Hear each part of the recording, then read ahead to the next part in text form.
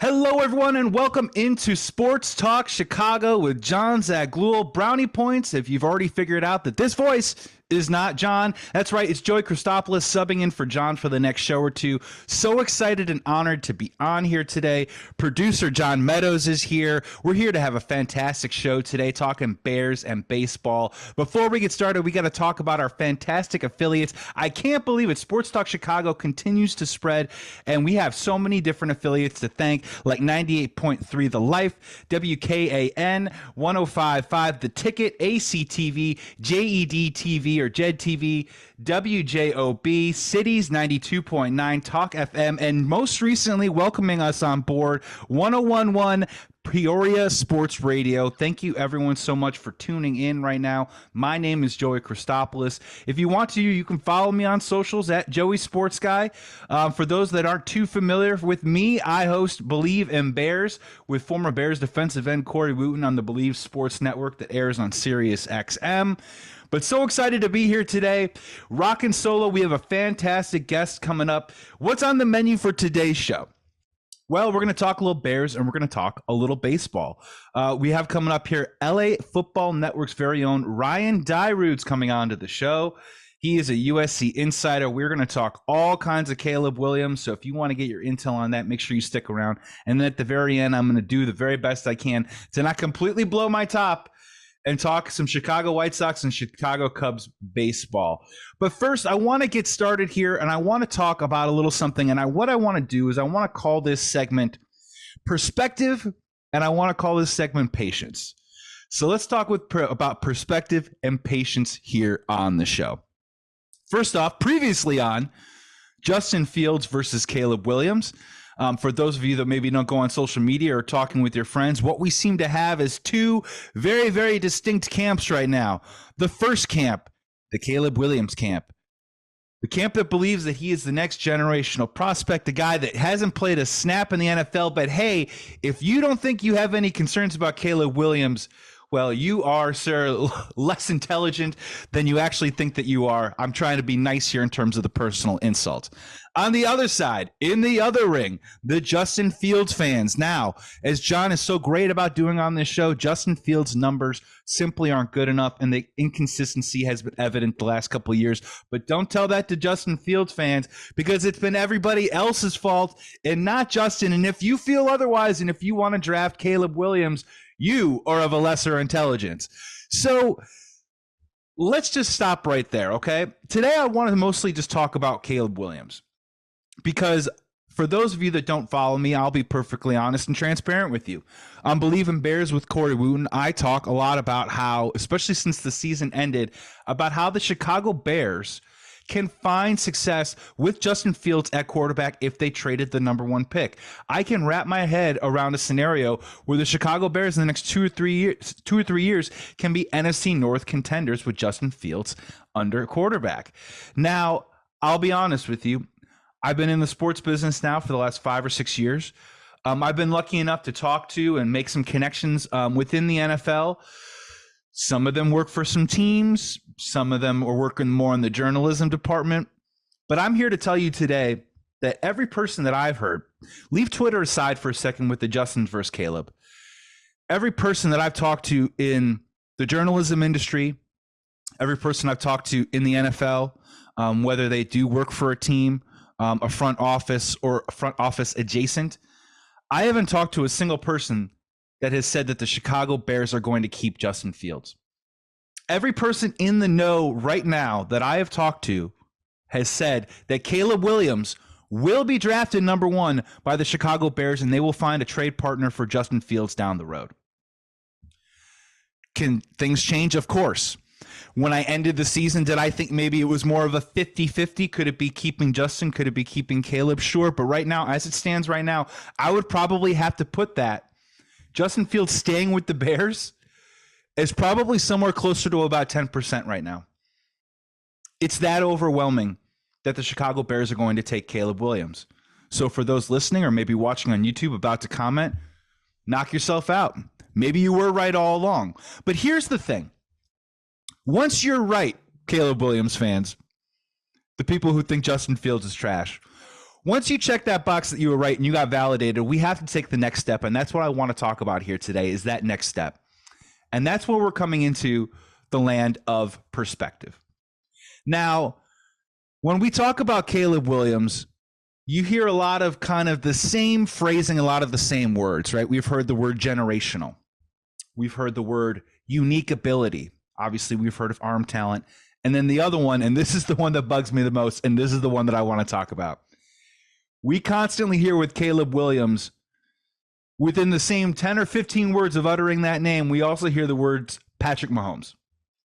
And I implore you people, for the sake of your fandom, for the sake of sanity, for the sake of the future of this young kid who hopefully is going to be the Chicago Bears quarterback, and out of respect to the greatness of Patrick Mahomes, we need to keep his name out of the conversation. This is about perspective. It is not fair at all. I get it.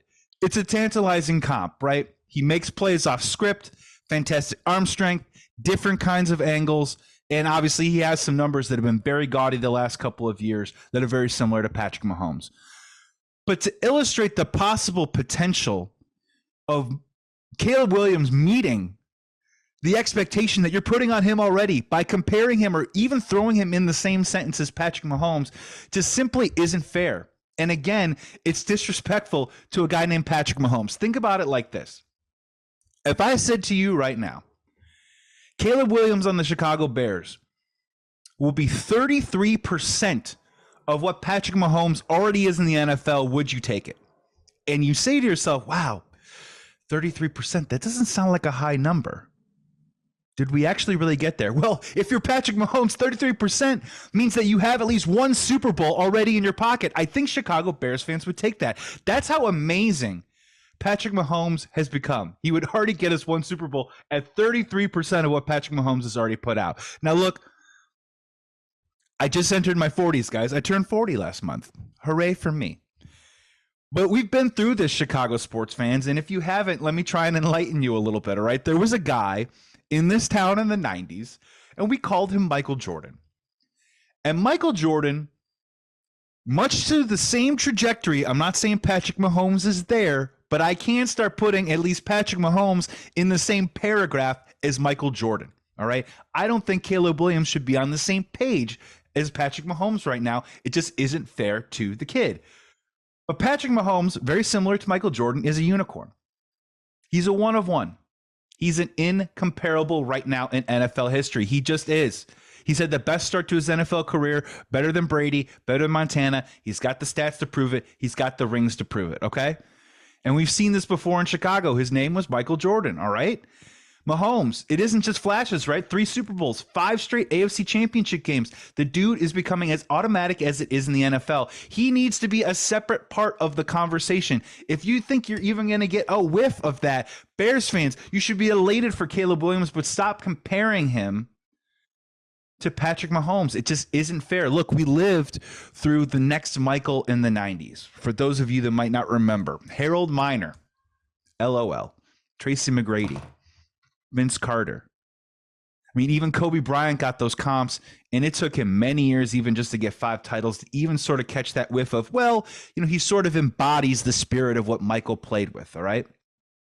So if those guys couldn't even get there, why are we expecting Caleb Williams right off the jump to even play remotely close to Patrick Mahomes? Why are we even uttering it in the same sentence?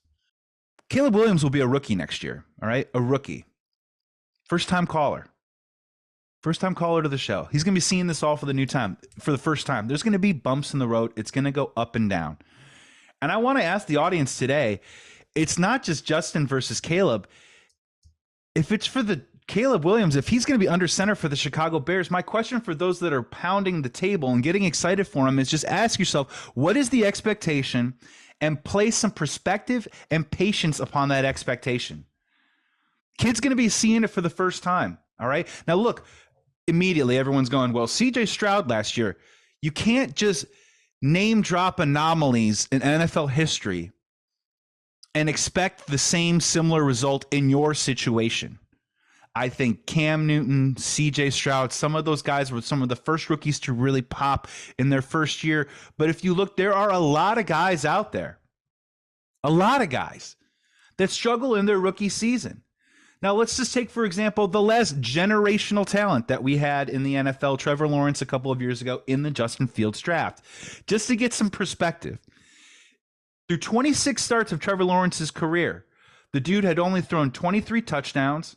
He had thrown 23 interceptions and had a 6-20 record. Does that sound familiar, Bears fans? Now, to Trevor's credit, he turned it around. They made the playoffs. He ended up throwing 25 touchdowns to only 8 interceptions in his second season.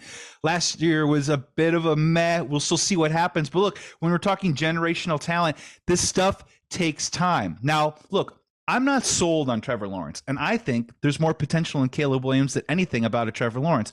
But I'm just pouring over some tape here, and I'm just asking Bears fans to just really kind of adjust. Once Caleb Williams is on the roster, what is your expectation? Caleb's numbers in college are undoubtedly impressive, okay? We're going to throw some numbers out here. 72 touchdowns, only 10 interceptions the last 2 seasons, right? 8,170 passing yards, 67% completion percentage. These are elite, incredible numbers. Now, no matter how many people want to talk about the Notre Dame game, Caleb Williams can throw the rock. He threw a ton of passes in college and had a lot of success doing it. But again, don't compare him to Patrick Mahomes. Patrick Mahomes' numbers in college, the last 2 seasons, 77 touchdowns, more than Caleb. 25 interceptions, fair, more than Caleb. But 9,705 yards? I mean, we can go through all day long. Pac-12 defenses, Patrick Mahomes, what he was doing at Texas Tech, running around with his hair on fire. But let's be honest, neither of them are going up against a ton of SEC or Big Ten defenses, okay? Some of these are some cupcakes on there, and Patrick Mahomes' numbers are even better than Caleb's. And there was more doubts about him coming out of college. So we just can't put him in the same sentence, guys. This just isn't fair, okay? You want Caleb to succeed, give him the patience that he deserves, which probably means, guess what? All of next season. I know that we're expecting playoffs. I know that Eberflus is going to be on the hot seat. But Caleb Williams is going to be a rookie. There are going to be some valleys in there, as well as there's going to be some peaks. And I'm just telling you right now, the more that we keep throwing out, well, he's like Mahomes. He plays like Mahomes. We need our Patrick Mahomes here in Chicago. I'm warning you, you're not going to get it. And that's okay. If Caleb Williams is a tier below Patrick Mahomes, just one tier, that means he's in the category with the Joe Burrows and the Josh Allens. And guess what? You got yourself a chance to win a Super Bowl. Just don't say his name with Patrick Mahomes. It's not fair. It just isn't fair. We can't do it to the kid, okay? And we can't also look back, hindsight, next year and say when things go wrong, well, what is it? Does he have enough weapons? This and that, whatever. It might just take time, people. And I just want to get that out there now, because as we go through this whole thing, I think a lot of what's going on is there's a lot of people that want to be right on this. There's less people that just care about the Chicago Bears being successful, and there's a lot of people on social media that want to tell you that they're right and that you're wrong. I'm not here to tell you that either of you. I'm just asking you guys, the listeners out there, to have some perspective when it comes to this, okay? Caleb Williams is an incredible talent. We're about to hear about that incredible talent in just a few moments when Ryan Dyrud joins us on the show for segment number 2. But I'm telling you guys, we can't expect the world from this kid right off the bat, or you will be disappointed. And what happens when you're going to be disappointed? Are you going to be patient? Are you going to let this kid grow?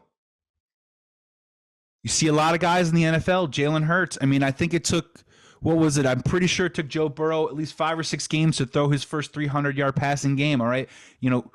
What if it is a little uneven those first couple of weeks, all right? We have to be able to roll with this kid in the same way that we supported Justin Fields, or, at least I tried to support Justin Fields, is the same way that we're going to have to support Caleb Williams. Once you make that switch, you are going to need perspective and you're going to need patience.